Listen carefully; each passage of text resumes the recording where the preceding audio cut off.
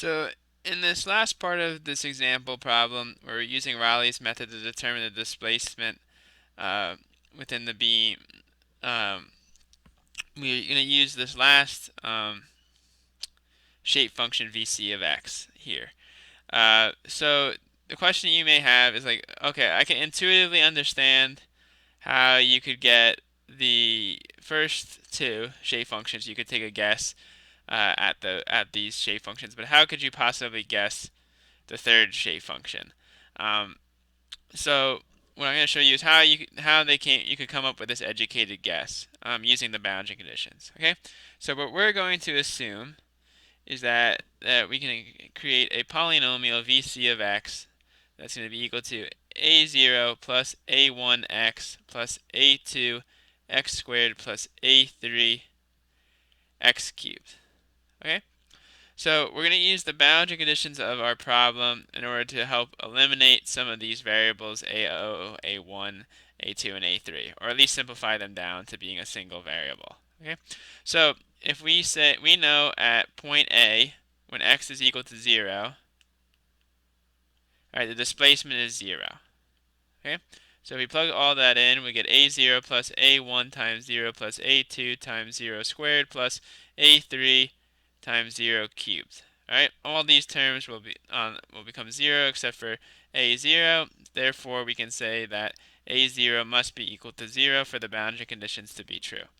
Our second boundary condition we know is that the derivative of VC of x at x is equal to 0, which is the slope, must be equal to 0 as well.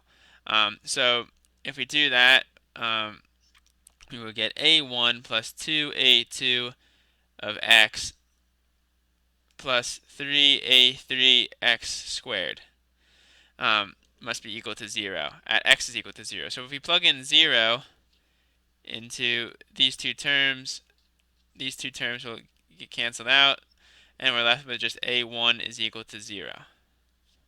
All right. So now, if we go back to our original function here, a0 is taken out, a1 times x is taken out, so we're just left with a2 of x squared and a3 of x cubed. All right. So we know that at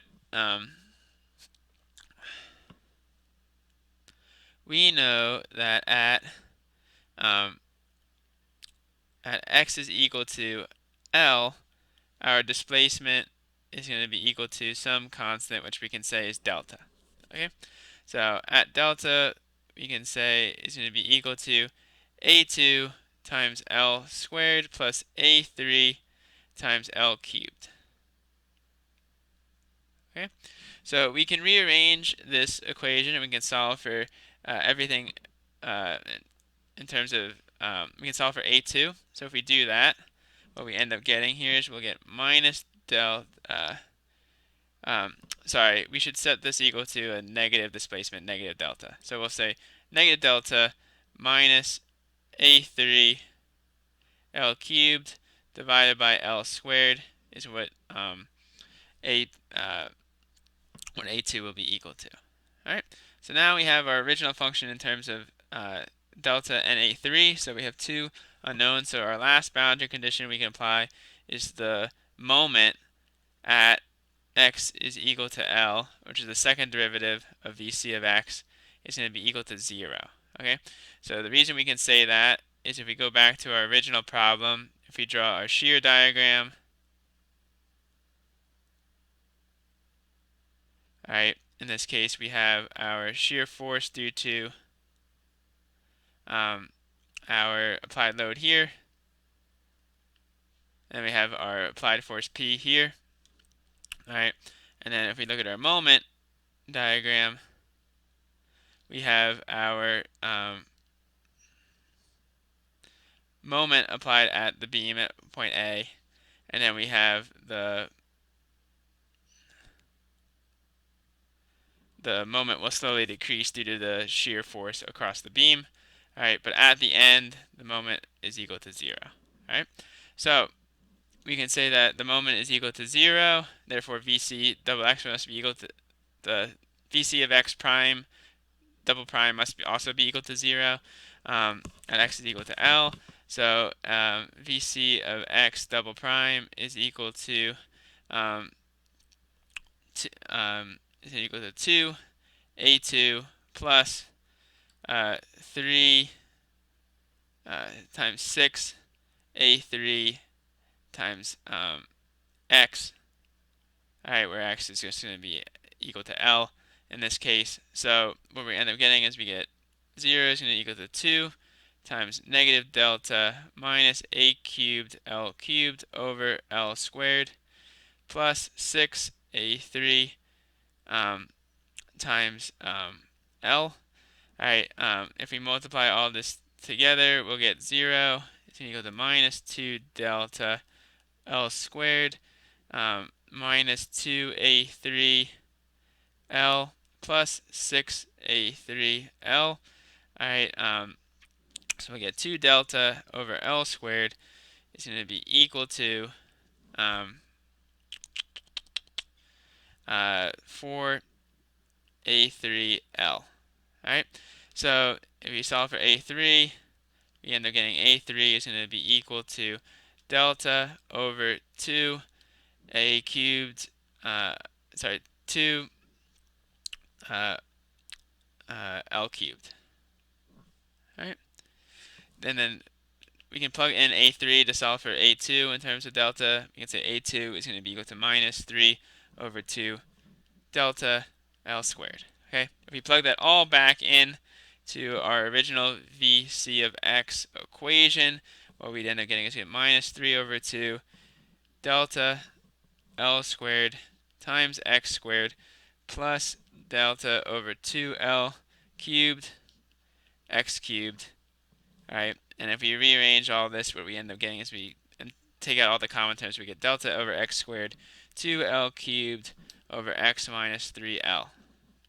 Okay, so that's cool. Alright, now what we can do is we can solve for v double prime of x. Alright, the reason we're solving for v double prime of x, we need it to figure out what our strain energy is u. Alright, so if we say that v double prime of x is going to be would be equal to 3 over delta L cubed times x minus L. Alright, so if we can then solve for u, alright, so if we solve for u, what we'll end up getting is we'll get u is going to be equal to 1/2 integral from 0 to L e to the I z v double prime of x squared dx. So we can take out e to the I z over 2, and we integrate from 0 to L of VC of x squared. So VC of x squared would be equal to 3 delta L cubed squared times x minus L squared dx. So we get u would be equal to e I z over 2, which is then going to be given e I z over 2 times 9 delta squared over length to the 6th. And we're going to integrate from 0 to L of x squared minus 2lx plus L squared dx. If we do that, we'll end up getting u is going to be equal to 9/2 over e times e to the I z delta squared over length to the 6th times x cubed over 3 minus 2lx squared over 2 plus L squared x from L to 0. Alright, so if we plug in L and 0 into the right hand side of the equation, we get 9 over 2 e to the I z delta squared times length over 6 times length cubed over 3 minus length cubed plus length cubed. So we just get length cubed over 3. So if you multiply all that through, we would end up getting just 3/2 e to the I z delta squared length to the 3rd That'll be our u term. Okay, we could then set u equal to w. All right, so u would be equal to 3/2 e to the I z delta squared over length cubed, and w is just going to be equal to our 1/2 p delta.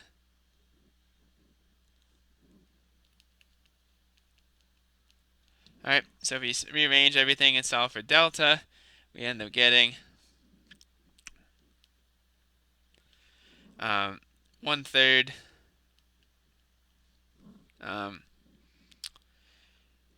times p L cubed over e to the I z, which is the exact solution from beam theory. All right. So if you spend a little bit more time, and evaluate all the boundary conditions of the problem to select your original best shape function, you will then end up with a much closer result or better approximation using Rayleigh's method.